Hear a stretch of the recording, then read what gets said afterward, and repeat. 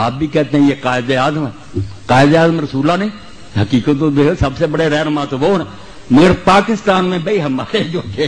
سیاسی لیڈر وہ قائد اعظم محمد علی جناح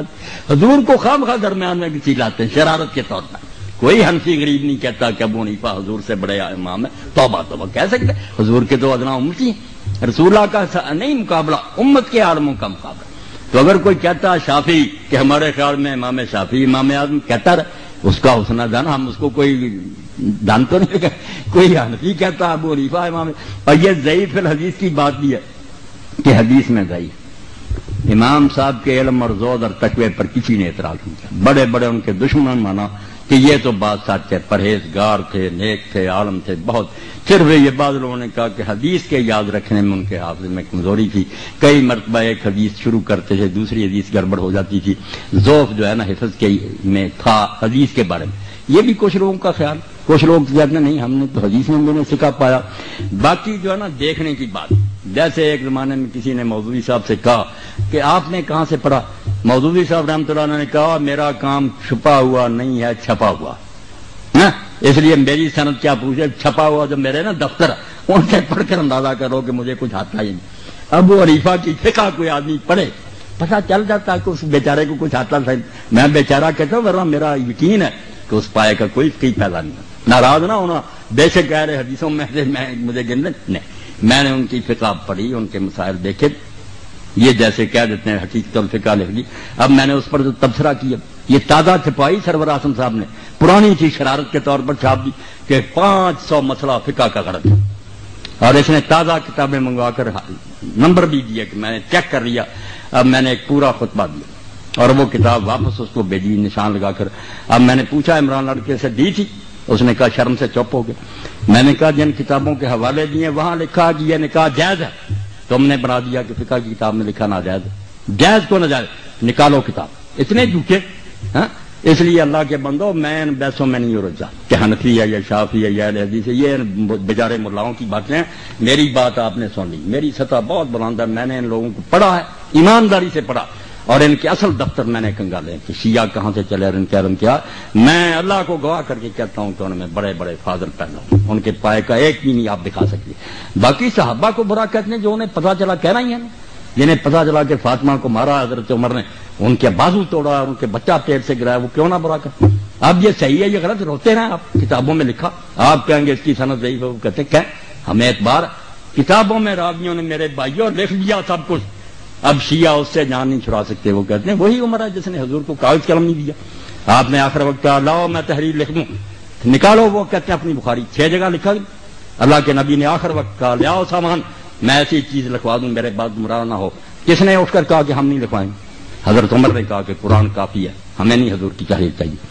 کہتے ہیں اس کو کہتے ہیں حضرت اللہ کے رسول کی وصیت نہیں لکھنے دی۔ اب بات ذرا نہ آپ کھلوائیں، بس جو بات آپ کو سمجھا دی نا کہ ہر شخص بیچارہ پھنسا ہوا، وہ کچھ نہیں غریب کر سکتا، جو کسی نے پڑھ لیا اس کے دل میں بیٹھ گیا، یہ نہ کافر ہیں نہ بے دین ہے، رسول اللہ کے دیوانے ہیں۔ اب جن غریبوں کو سمجھ آئی کہ انہوں نے حضور کے خاندان سے بعد میں بڑا ظلم کیا، بی بی فاطمہ روتی ہے ان کے ہاتھ سے مری، وہ کیوں نہ برا کہیں ابو بکر اور عمر کو،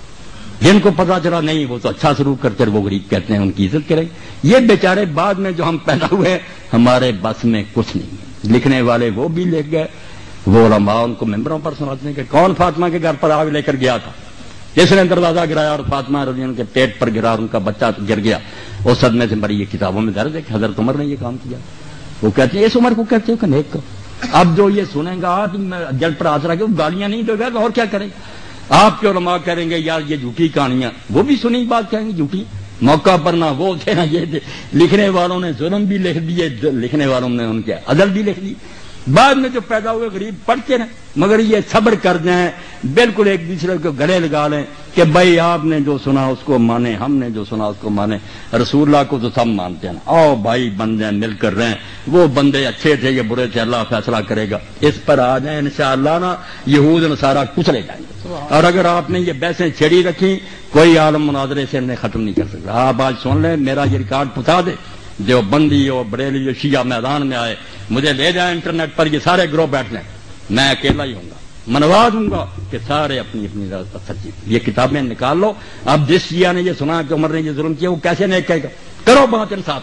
اور جو کہتا ہے وہ اتنا نیک تھا وہ برا کیسے کہے گا؟ مگر کتابوں کا کون فیصلہ کرے کہ ان میں سے کون معتبر ہے؟ یعنی ہم کہیں گے ہماری معتبر ہے، وہ کہیں گے ہماری معتبر ہیں، سب کے حال تہجد گزار بڑی روزے رکھنے والے بیچاروں نے جو سنا اس پر لگے ہوئے۔ خدا کے لیے اس بات کو سمجھنے کی کوشش کریں، جو سنا ہے لوگوں نے اس پر پھنسے ہوئے۔ کوئی بے دین نہیں مرنا چاہتا، نہ کوئی برا، باقی جو پیٹ کی خاطر لڑا رہا ہے نا ذاکر وغیرہ اور ادھر ہمارے ملا، یہ تو بیچارے ان کا دھندا ہے، ان کی بات نہیں عالم مگر کھوائے وہ سامنے آئے، میں اس سے بات کروں گا۔ کیا نکالو اپنی کتاب، یہ ہدایہ سے بڑی کوئی کتاب آپ کی ہے؟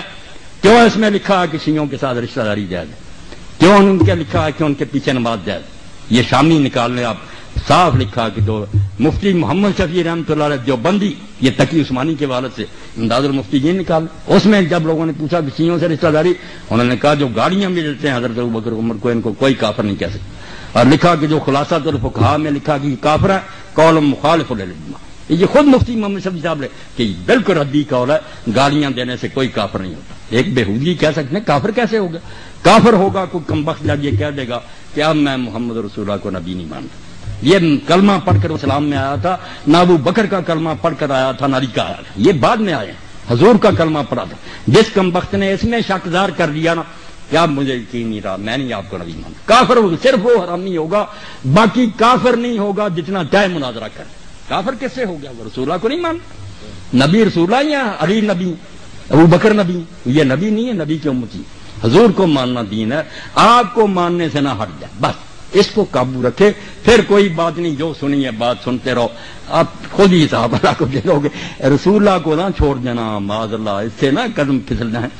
جزاک اللہ جی۔ اب آخر میں یہ اعلان ہے کہ کر دیں حضرت مولانا اسحاق صاحب جامعہ مسجد محمدی کریمیہ